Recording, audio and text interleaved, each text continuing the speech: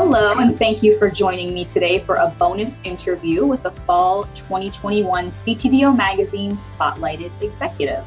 My name is Ann Parker, and I'm Senior Content Manager for ATD. I'm joined by Kathryn Coleman, Senior Vice President of Talent, Learning, and Insights at 3M.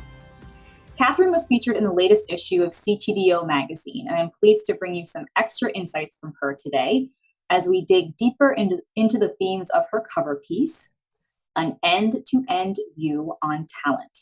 You can find this article on td.org/CTDO. Hi, Kathryn. Hello, how are you? I'm good. How are you today? Very well, thank you. Very well. Good. So your CTDO feature article was published in October of this year, and it describes a new program 3M recently implemented called Learning Tracks, which develops both critical skills needed today and the emerging skills needed for tomorrow. Learning Tracks focuses on culture skills and behaviors, leadership development, enterprise core skills, and functional skills. In the article, you explain how 3M identifies and documents employees' existing skills. Can you talk a bit more today about how the program is tackling challenges related to emerging skills needed for both your workforce and your enterprise to be successful? Yes, absolutely. I mean, it really is a process.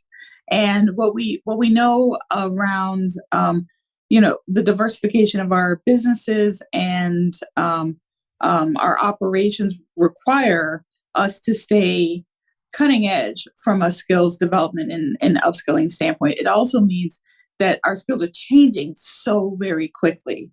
And so we, from an enterprise standpoint, ensuring that we have a consistent view around things like project management, growth mindset, things that are that are really anchors.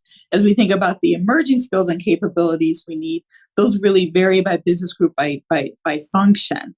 And so we work very closely with our businesses to understand, where are we going?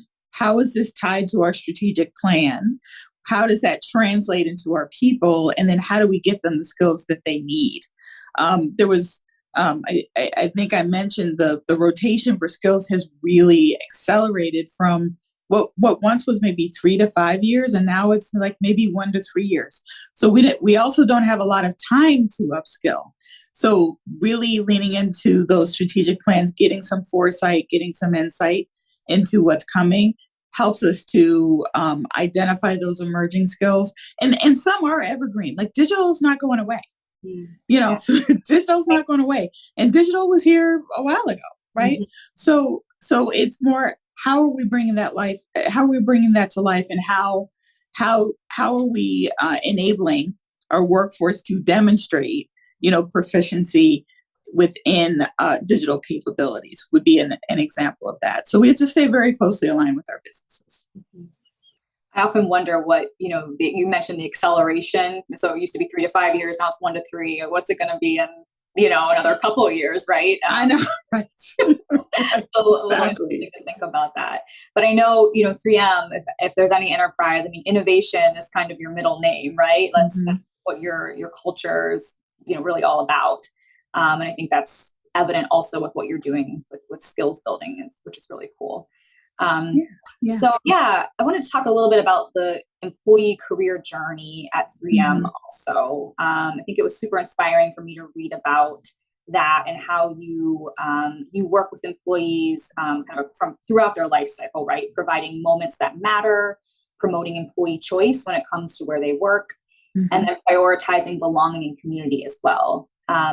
Curious for a little more information on coaching and mentoring and how those practices play a role in the employee career journey.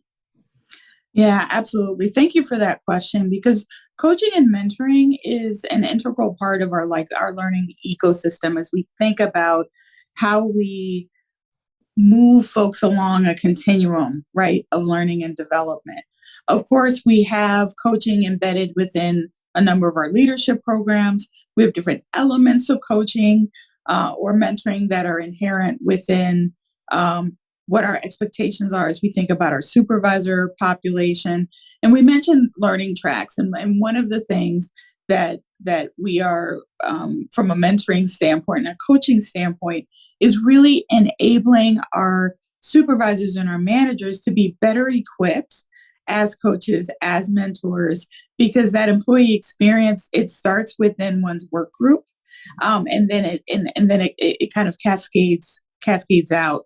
And so ensuring that our managers and supervisors have the same level of proficiency around how they're engaging their teams, how they're talking about their own careers, how they're talking about really what's important to each employee. Because the employee experience, the thing about employee experience, it really is unique.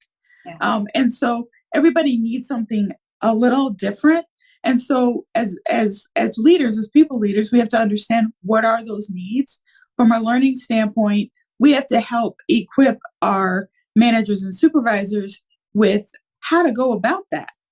So what are the tools? What are the questions to ask? What are some things that you might see or notice that might cause you to engage members of your team? So coaching and mentoring, so that coaching and mentorship really is intertwined as we think about learning. Mm-hmm. And as we think about development, is definitely part of the ecosystem.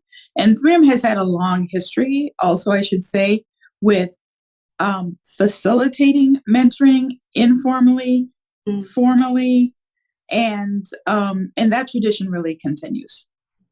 That's great. I love that perspective on, one size does not fit all, right? So, right. Like you said, everyone is so unique. I think that's powerful for employees at 3M to have that experience. Speaking of inspiring, I loved your quote. It was toward the end of the article. It was really capturing your perspective on leadership. You say, as leaders, we need to be willing to be vulnerable and not be the smartest person in the room. Leadership is about being willing to follow as well. Leadership is about succeeding, failing, and adapting. It's about learning. Can you talk a little bit more about your personal leadership philosophy? Personally, I know, no one gets to any position by themselves, whether it's an academic position, whether it's a professional position. There are people who've either fed into you, who maybe you've leveraged, who maybe have extended themselves to you, that have helped you on that journey. But in order for you to receive that, you have to have a level of humility. You have to kind of understand, I don't know everything, and me not knowing everything doesn't diminish me in any way. But so often I think our historical views of leadership have been, you have to know literally everything about everything. And that's, one, not really realistic, but it's also potentially disempowering, right? Yeah. To leaders on your team, because then they can't shine, right? I've had so many folks who have really fed into me, who have really, I've been exposed to some amazing mentors, some amazing leaders. Very early in my career, one of my mentors was at the University of Minnesota, allowed me to shadow him. And this is someone who had a lengthy career in the private sector, then moved to higher education for the latter part of his career. I was part of a mentoring program. And so I'm just trailing around after him. And I was able to attend a meeting with him and the then president of the university. So for me, that was like, oh my goodness, this is massive. And so the meeting was going on. He introduced me, and they were having a conversation, and the president asked a question. My mentor said, yeah, I don't know. But I'll find out, but I don't know that. And he actually said, I don't know, I think 2 or 3 times. Like, there was more than one question. And he said, yeah, I don't know. And so when we debriefed it, because he would always say, okay, what did you see? What did you hear? What did you observe? And that was the first thing I zeroed in. And I'm like, I wouldn't have thought to say I didn't know. I'm like, I was surprised you said it. And he said, but I didn't know. I'm like, yeah, but I just wouldn't have said it. He said, yeah, but it was true. And he said, I'll find out. I'll find out today. He said, but I didn't know. And he needed to know I didn't know. And that was such an important moment for me because in that moment, he taught me, and he even said, one of the most powerful things you can say as a leader is, I don't know. To be able to acknowledge this, I'm SVP of whatever, and I don't know this. That's really powerful for members of your team to see that. It's also powerful for your team to see you not, to fail, to be honest. Hey, this meeting didn't go the way I thought it would. This presentation didn't go the way I thought it would. And so very early in my career, I learned that. And that's something I think it's a thread that I've continued. And I've had so many other leaders who have mirrored that kind of leadership where the leadership was not about the individual. The leadership was about the broader work. It was about the team, and really their success, your success. My measure of success is not my progression. It's the progression of my team. Mm-hmm. So if I'm the only one progressing, I failed as a leader. That's how I view it. Mm-hmm. So my ability to progress people on my team is my responsibility. And a key part of what I spend my time on. That's awesome, Kathryn. I think the theme of kind of being human as a leader, right? Like being vulnerable, humble, but also kind of stepping out of the way so your team can succeed. So thanks for your time today.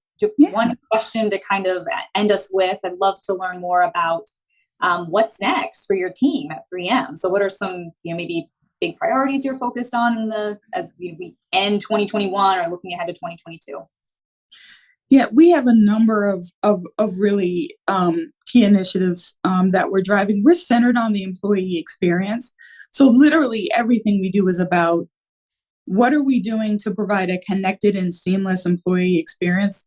So in 2022, we're continuing to walk toward that. What that means is that we have to be sure that we are having the right connections across our processes, how we're bringing folks in from an acquisition standpoint, how we are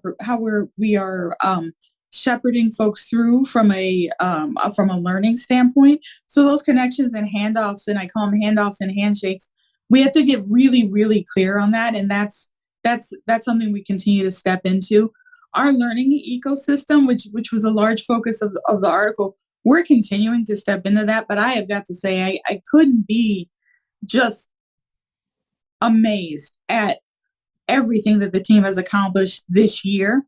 Going from a company the size and scale of 3M, all of the languages, all of our businesses and divisions, all of the priorities we have, and to have our learning team really step into that, come up, really devise a plan so that we can go from kind of this multi-platform experience to a singular experience and a common user experience, a common user interface. That's going to be 2022, and it's going to be huge as we continue to step into that. And other things that we're driving in the talent space around just being more precise around how we go after talent. So,